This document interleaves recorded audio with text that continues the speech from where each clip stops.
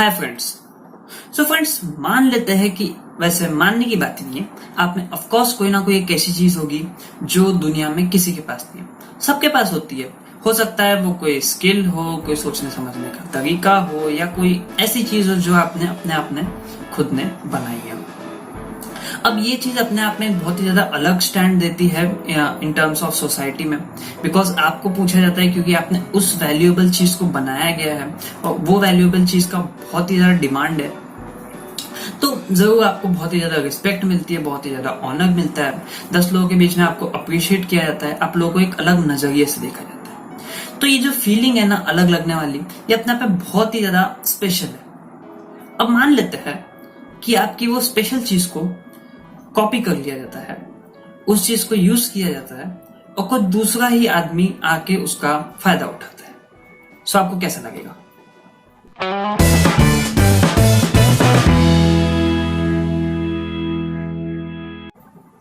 सो hi friends, मैं आप सभी का स्वागत करता हूं entrepreneurs wing of modern day empire में। मेरा अक्सर ट्राई ये रहता है कि मैं आप लोगों के लिए यहाँ पे अलग अलग स्ट्रेटेजीज, अलग अलग टिप्स और ट्रिक्स लेके आता हूँ, ताकि आप लोग को अगर आप बिजनेस चला रहे हैं या बिजनेस चलाने के बारे में सोच गए, सो काफी हद तक की बेसिक नॉलेज के थ्रू आपको आसानी हो। सो फ्रेंड्स, आज मैं आप लोगों के साथ, जैसा कि इंट्रो में आप लोगों ने जाना, मैं कुछ ऐसी चीजें डिस्कस करूंगा जो काफी हद तक के आपको अपनी ही स्पेशल एबिलिटीज वगैरह चीजों को प्रोटेक्ट करने में मदद करेगी। सो पहला जो टर्म मैं आप लोगों के साथ बोलता हूं वो है कॉपीराइट। अब कॉपीराइट किन लोगों के काम की चीज है? मान लेते हैं कि कोई आर्टिस्टिक वर्क है, मान लेते हैं वो कोई फोटो खींचना हो गया, या कोई ड्राइंग बनाना हो गया, या कोई बुक लिखना हो गया, या कोई ऐसा आर्टिकल या डॉक्यूमेंट्री बनाना हो गया जिसका आप चाहते हैं कि आपको उसको सेफ रखना है और आप नहीं चाहते हैं कि उसका कोई ऐसे यूज कर ले। सो ऐसे केस में आप कॉपीराइट के कंसेप्ट में आप एलिजिबल हो जाते हैं। अब कॉपीराइट के लिए काफी हद तक के शर्त ये रहती है कि कंटेंट आपका होना चाहिए। अगर आप ही किसी का छाप के कर लेंगे सो नहीं होता। और उसमें अगर आपकी जेन्युइन चीज है तो बराबर आपको कॉपीराइट मिल जाएगा।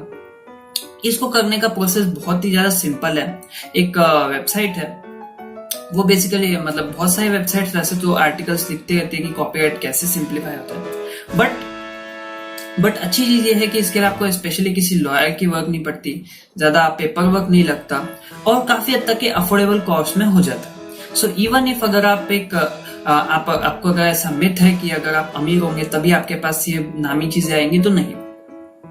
मिडिल क्लास लोग और लोअर क्लास के जो पर्सन है, ये दोनों भी कॉपीराइट का फायदा उठा सकते हैं। फिर इसके बाद में हम बढ़ेंगे ट्रेडमार्क के ऊपर।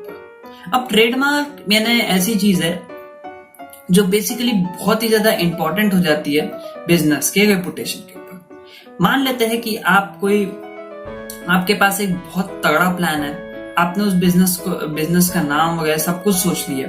अब जो ये है कि बिजनेस के नाम को प्रोटेक्ट करना चाहिए, बिकॉज जैसे जैसे आपका बिजनेस बढ़ेगा वैसे वैसे नाम होगा, 10 लोग आपके पास आएंगे। वैसे में ये भी हो सकता है कि आपके जो यूनिक चीजें हैं, जैसे कि कोई वर्ड हो गया जो आपने खुद के लिए इन्वेंट किया है, कोई सिंबल हो गया है, कंपनी का लोगो हो गया, उसको कोई ना कोई ऐसी छाप के चला गया। सो वो आपके नाम पे अपना फायदा अंटा सकता है या फिर आपकी रेपुटेशन बिगाड़ने के लिए भी उसका यूज कर सकते हैं। तो वैसे कंसेप्ट में आप ट्रेडमार्क का भी यूज कर सकते हैं।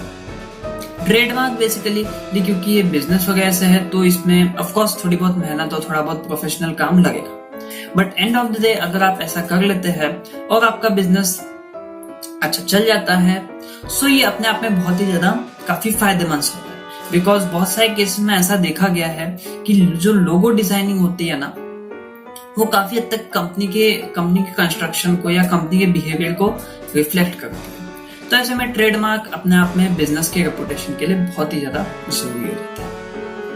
फिर उसके बाद में बात आती है पेटेंट की।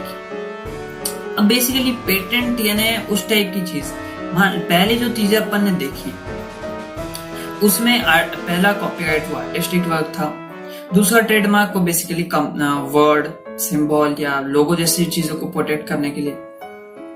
पेटेंट ऐसी चीज है, मान लेते हैं कि आपने A to Z या बहुत बड़ा हिस्सा कुछ इन्वेंट किया अपने आप से, और क्योंकि आपने इन्वेंट किया है तो अपने आप में ऑफकोर्स आपको बहुत ही ज्यादा मेहनत लगी होगी, और क्योंकि मेहनत लगी है तो जो उसका रिजल्ट है वो भी ऑफकोर्स आप ही डिजर्व करते हैं। ऐसे में पेटेंट बहुत काम आता है, क्योंकि अगर आपने एक चीज को इन्वेंट कर लिया है और अगर आपको उसके थ्रू कुछ कमाना है तो गलत बात नहीं, क्योंकि आपने मेहनत की उस पर।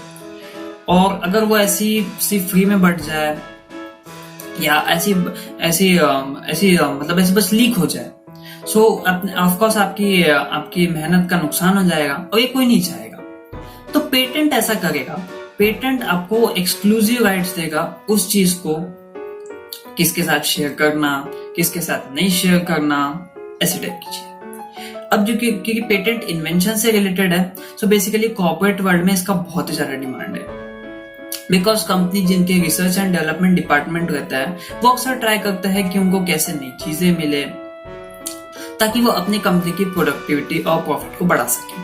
तो ऐसे में वो अक्सर ट्राई करता है कि उनको ऐसे पेटेंट्स काम कर मिले, और अगर उनको कोई पेटेंट वैल्यूएबल लगता है तो ऑफकोर्स उस पर्सन की सारी डिमांड्स को पूरा भी करता है। सो पेटेंट भी एक बहुत काम की चीज है। उम्मीद करता हूँ आप लोगों को वीडियो समझ गया होगा,